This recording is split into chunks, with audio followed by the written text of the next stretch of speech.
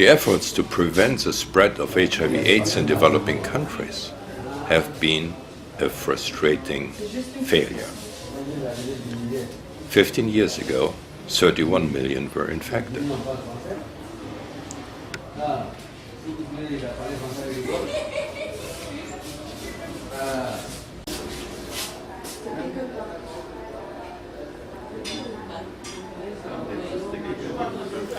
Today, roughly 37 million carry the virus.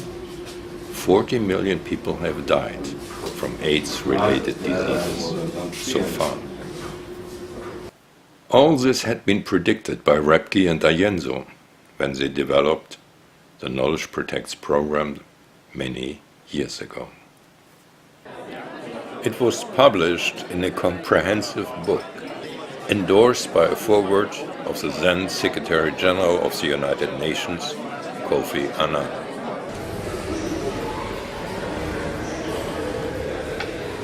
Repke and Ayenzo have personally conducted pilot programs in various African countries, some of which are documented in this film.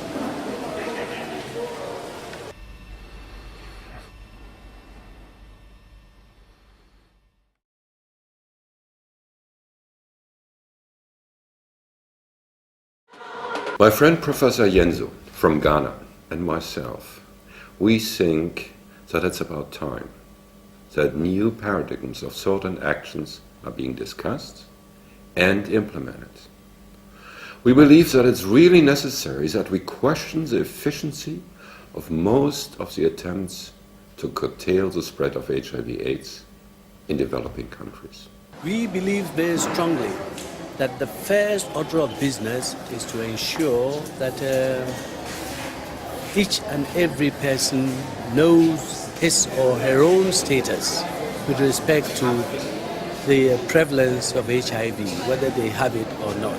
In fact, some of the studies I've done myself in around Lake Victoria in East Africa show very clearly that in a village that has been totally decimated, most of the people think that they died of dysentery, malaria, hepatitis, tuberculosis, and nobody even mentioned the subject of HIV.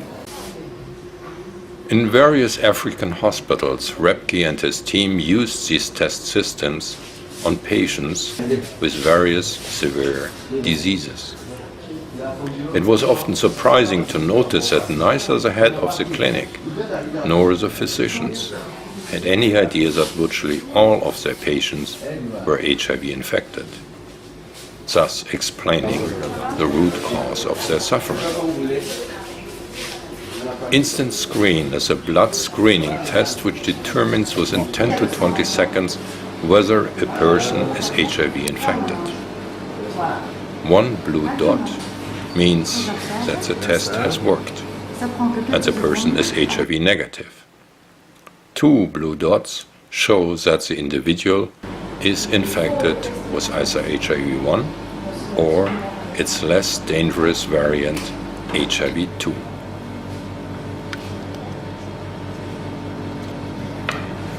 So, dann sollten wir die Nummern hier noch drauf schreiben, dass wir das nicht verwechseln. Maintenant, ce qu'on va faire, c'est qu'on va noter le numéro du patient et le nom du patient sur chaque test pour ne pas les confondre. Là aussi, c'est HIV positif.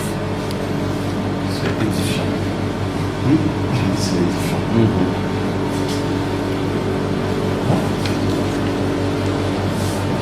Voilà. Alors, ils sont tous... Tout ça, c'est positif. Ça, c'est les 4 patients. Instant Confirm is the equivalent of the laborious and expensive serological confirmatory test, the Western blot, which is conducted in laboratories in developed countries. Different genetically engineered HIV proteins are applied at the test strip. Using another small drop of blood, some of them appear as blue lines in case the person is infected with HIV-1. Instant Differentiate is another test strip and detects whether or not the person is infected with HIV-2. It is conducted in parallel with instant confirm. This whole procedure takes about 6 to 8 minutes. This set of tests is stable at tropical temperatures for years, which prevents handling problems under field conditions. The third shield is provided by pre-test education in a group of participants where they can ask questions and are educated about how to protect themselves against infection with HIV and other regionally occurring diseases.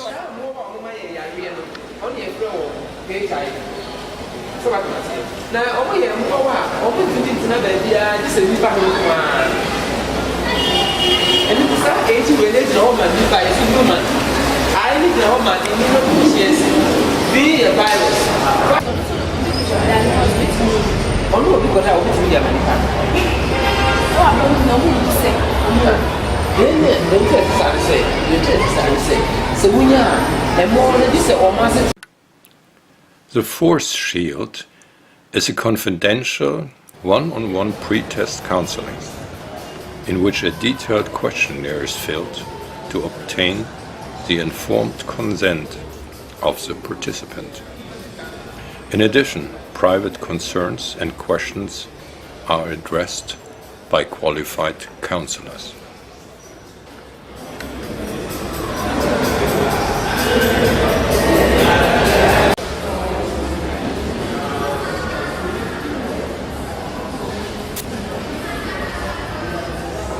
Only when these steps have been completed, documented, and signed off, the participants will be tested for HIV.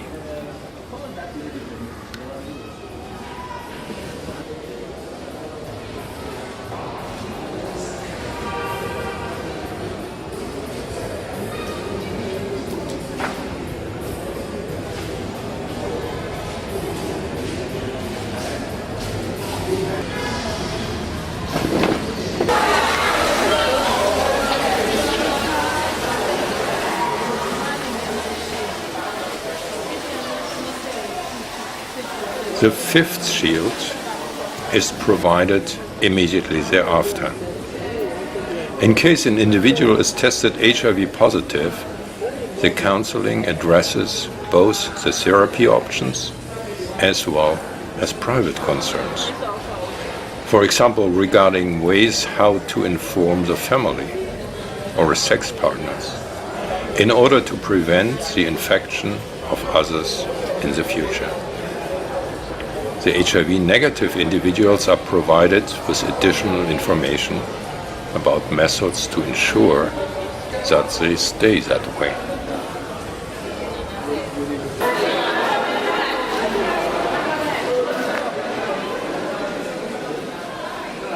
The total cost of shielded testing and counseling for one individual is about $17 US.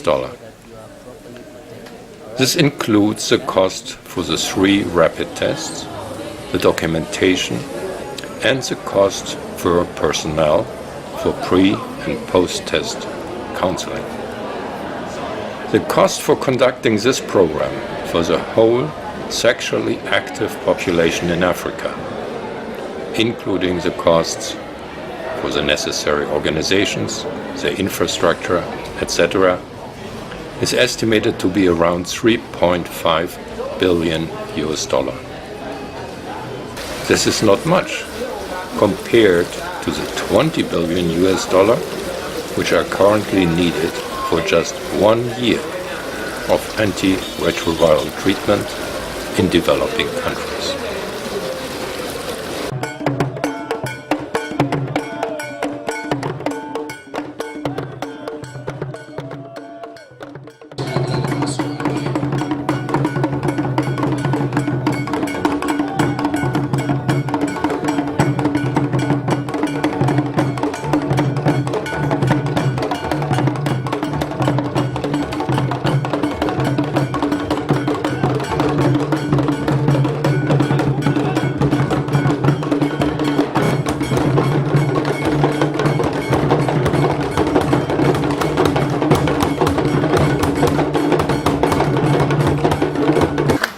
Because what that made, if you look into your own feelings, and also my feelings, if I don't know whether I'm HIV infected, every single sign of a disease I think, I may have got it already. And if people suddenly realize that they are HIV negative, which the vast majority will be, then that moment changes their life in a second. And we see people walking out of that test and they are changed persons. Their life has changed in a second. Because that huge weight of fear, of denial, of stigmatization is lifted suddenly from their shoulders. They know, I'm negative. And what do? They start now really protecting themselves. Why? They don't want to experience that terrible fear again and again. And again, if people are positive, now they can prevent that they inadvertently affect others. And so they can contribute to stopping the spread of the infection. Only a few people really can look into the eyes of somebody and say, I'm infected, I will be infecting you as well with the disease. That doesn't happen. So in both ways, there is an enormous protective power of knowledge.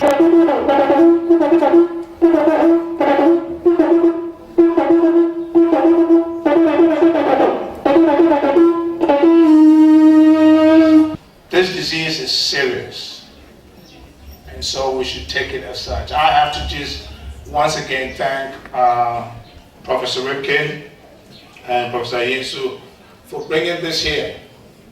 There's a fear, there's a hidden fear, there's a denial about people not wanting to test. And I can bet everybody that if you test today and you go home, your life will change either way. I mean, most people are going to test negative, but even if there's a positive candidate here, his life will change too. So I urge you all to come and test. We didn't bring the chiefs here just for them to come and watch us. I'm asking them to try and break this stigma by going out there to test. I'm asking them to show leadership by example.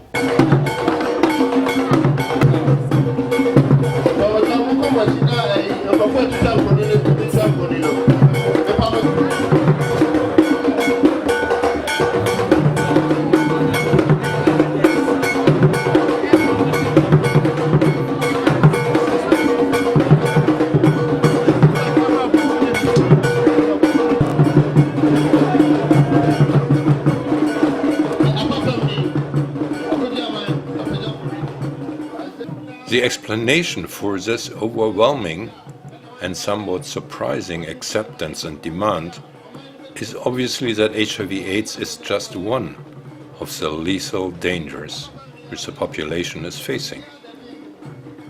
These include other deadly infectious diseases which progress more rapidly, but also famine, environmental disasters, wars, and forced migration.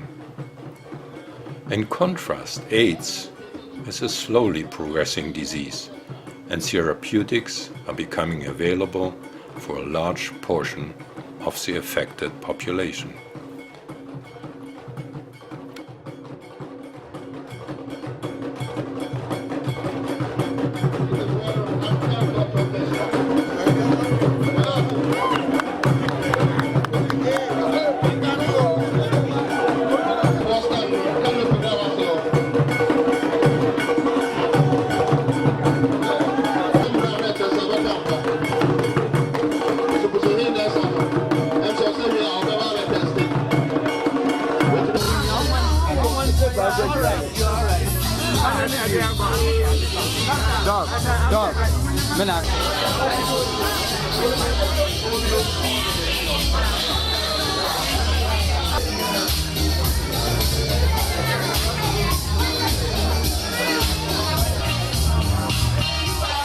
And how did she feel? What is I said I feel happy and I it says now she's feeling jubilated. My name is Raphael, And you were a bit nervous before the testing. Yes, I was nervous because of the reckless life I lived in the past. But now I am very alright, and I pray that I am able to take very good care of myself. Do you think you will be able to? I would do that because my health is very important to me. And so what will you do now to protect yourself? I guess that is simple ABC. Either I abstain, I be faithful, or I use a condom.